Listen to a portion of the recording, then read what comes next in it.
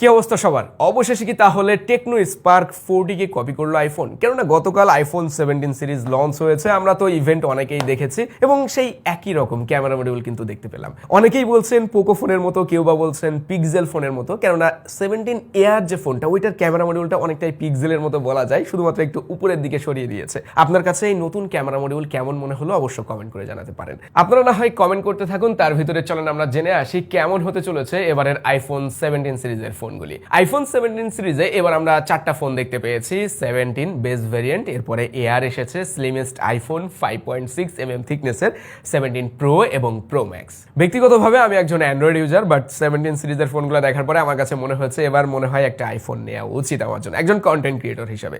দেখেন ইনোভেশন কাকে বলে। সেলফি ক্যামেরাতে আমরা আইফোন 17 সিরিজে সবগুলা ফোনেই 18 মেগাপিক্সেল ক্যামেরা পাবো, যেখানে সেন্টার স্টেজ সেলফি ক্যামেরা নাম দেওয়া হয়েছে।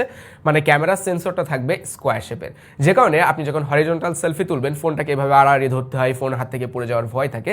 আপনি আইফোন 17 যদি ব্যবহার করেন তাহলে ভার্টিক্যাল মোডে ফোনটাকে ধরেই হরিজন্টাল সেলফি তুলতে পারবেন, আপনাকে ফোনটাকে আর আড়াআড়ি ধরতে হবে না। তার মানে আপনি ওয়াইডার সেলফি তুলতে পারছেন ভার্টিক্যাল মোডেই। আর এই সেন্টার স্টেজ সেলফি ক্যামেরা দেওয়া হয়েছে আইফোন 17 সিরিজের সবগুলা ফোনে, মানে 17 ইয়ার, প্রো, প্রো ম্যাক্সের সবগুলাতেই পাচ্ছি আমরা। তারপরে আসি ডিসপ্লে সাইজে। এবারে 17 সিরিজের যে বেস ভ্যারিয়েন্টটা মানে আইফোন 17, এই জায়গায় ডিসপ্লে সাইজটা কিন্তু বড় করা হয়েছে 6.3 ইঞ্চের এবং 120 হার্টজের ডিসপ্লে দেওয়া হয়েছে, যেটা আমরা এতদিন ধরে চাচ্ছিলাম যে 60 হার্টজের ডিসপ্লে দিয়ে ভাই আর কত। অবশেষে বেস ভেরিয়েন্টে কিন্তু 120 হার্টজের প্রমোশন ডিসপ্লে চলে আসলো, ডিসপ্লে সাইজটাও বড় করা হয়েছে।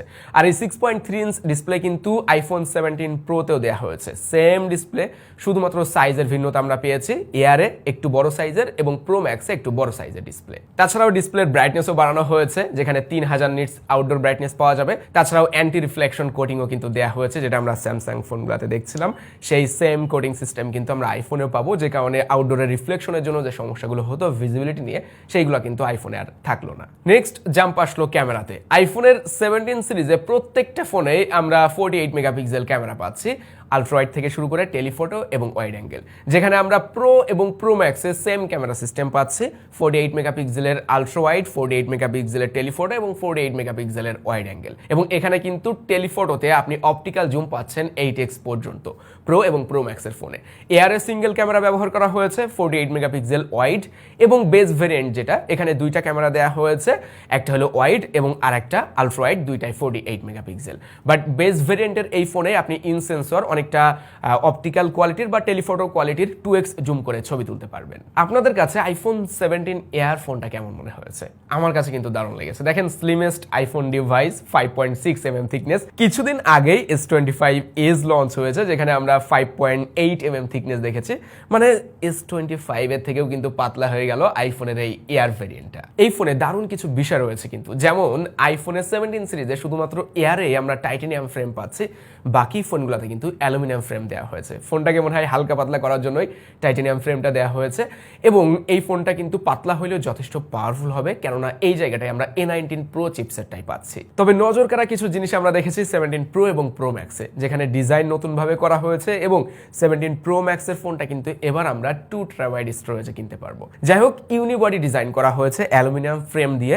মূলত 17 এর এই যে পিছনের জায়গাটা, ছোট্ট একটা জায়গা জুড়ে থাকছে গ্লাস, যেখানে সিরামিক শিল্ড দেওয়া হয়েছে এবং ক্যামেরা মডিউল থেকে শুরু করে উপরের এই জায়গাগুলো কিন্তু সবই অ্যালুমিনিয়ামের ইউনিবডি। তাছাড়া আমরা এবার ডিসপ্লেতেও কিন্তু সিরামিক শিল্ড 2 পাচ্ছি। কিন্তু এই জায়গায় একটা বিরক্তিকর বিষয় রয়েছে, আমি জানি না কার কার ভালো লেগেছে কার কার খারাপ লেগেছে, কিন্তু আমার কাছে বেশ খারাপ লেগেছে। 3টা মাত্র কালার দেওয়া হয়েছে 17 প্রো এবং প্রো ম্যাক্সে, অরেঞ্জ, ডিপ ব্লু আর সিলভার কালার। ভাই এইটা কোনো কথা? এই অরেঞ্জ কালারটা কার কাছে ভালো লেগেছে? আমার কাছে খুব একটা ভালো লাগে না। এত বোল্ড কালার, এত লাইট কালার আমার কাছে আসলে খুব একটা ভালো লাগে না একটা স্মার্টফোনের জন্য। সো এই জায়গাটায় আরো কিছু কালার ভেরিয়েন্ট কিন্তু থাকার দরকার ছিল। আপনার কাছে কি মনে হয় জানাতে পারেন। এই তো ছিল আইফোন 17 সিরিজের ফোনগুলি সম্পর্কে গুরুত্বপূর্ণ কিছু তথ্য। এখন যেটা বলছিলাম শুরুতে যে একটা আইফোন নেওয়া উচিত, আপনারা আমাকে একটু সাজেস্ট করেন যে কোন আইফোনটা আমার জন্য আসলে বেস্ট হবে।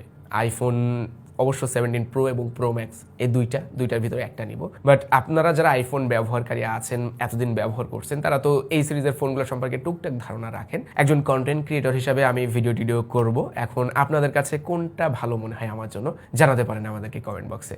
আর আইফোন 17 সিরিজের কোন ফোনটা আপনার কাছে সব থেকে ভালো লেগেছে সেটাও কমেন্ট করতে পারেন। এটা ছিল আজকের ভিডিও। সবাই ভালো থাকবেন, সুস্থ থাকবেন। আল্লাহ হাফেজ। ও এই কি অবস্থা? হ্যাঁ, আমি আসছি।